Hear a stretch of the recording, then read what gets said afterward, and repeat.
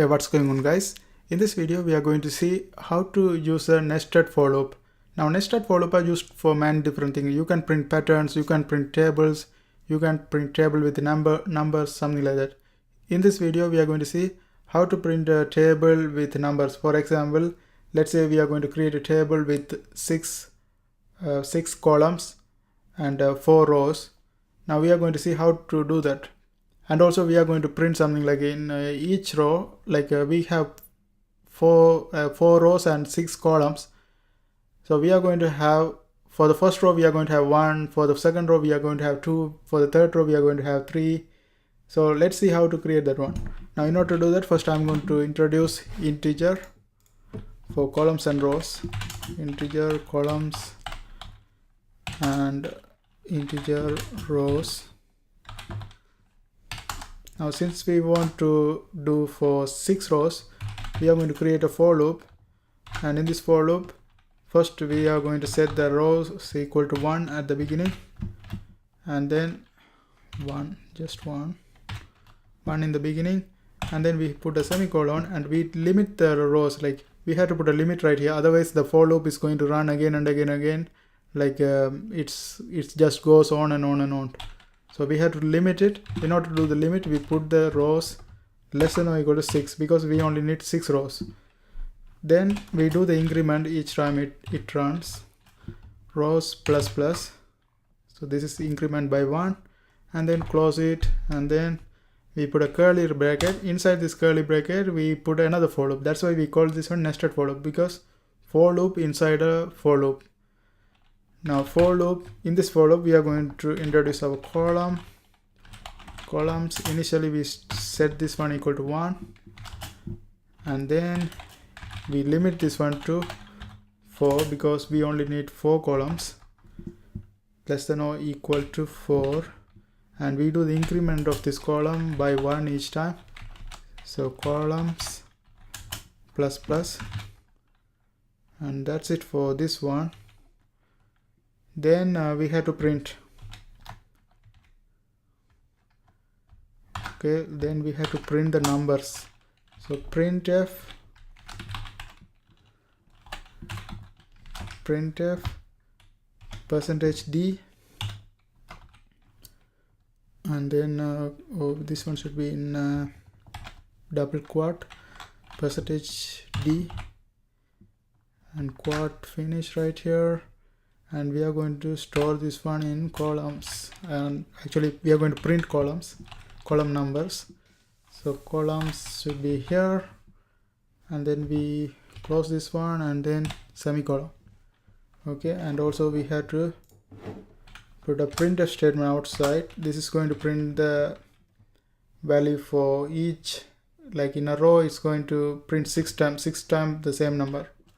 Okay, printf, here we put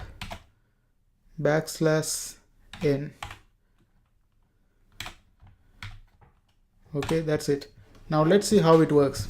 So what's going to happen is the program always start from top to bottom. So it start from here, like it's going to read everything and go to the for loop, and this for loop condition is it has to go 6 times. The rows has to go 6 times, but when it enter inside, we have columns, it has to go 4 times. So what's going to happen is it's going to print these 4 numbers in the first one. Like it's going to go 1 2 3 4 in the first column, actually in the first, yeah. So it's going to print 1 2 3 4, and then it moves to the next one and again do it 1 2 3 4, again do it 1 2 3 4. So this is going to happen 6 times. That's why let's execute and see what happens. Okay, there's something wrong. I forgot to put a curly bracket right after printf, before printf.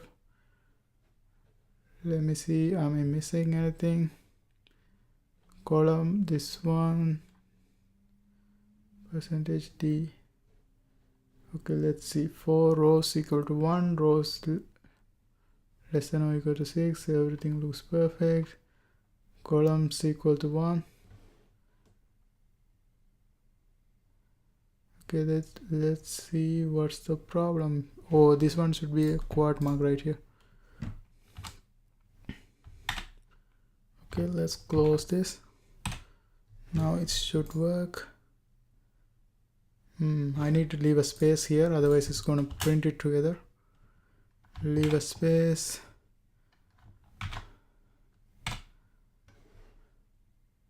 Actually it should be here, because this is the one for columns. Percentage D, and then a space, and after that we put a quad mark, and then here we put columns, and then we finish it here and semicolon. Okay, now let's go ahead and run.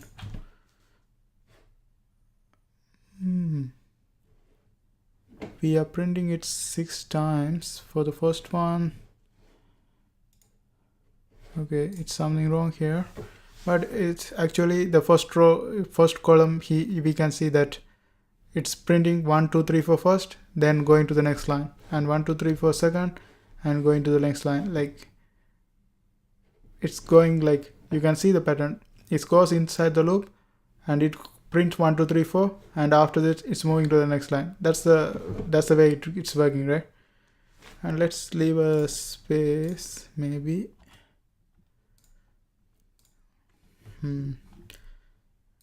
So I think it's good enough. Like there's a space is missing, that's why it looks a little bit weird, but if you understand the concept, that's all we need to know, right? It's a nested for loop, and this is how it works. I hope this helps. Thanks for watching, and don't forget to subscribe. And if you want to try these codes, it's in my Blogger. I put my link for the Blogger in the description, so you can go ahead and try these codes, and also my previous codes are also there. You can go ahead and try this, and see you next time.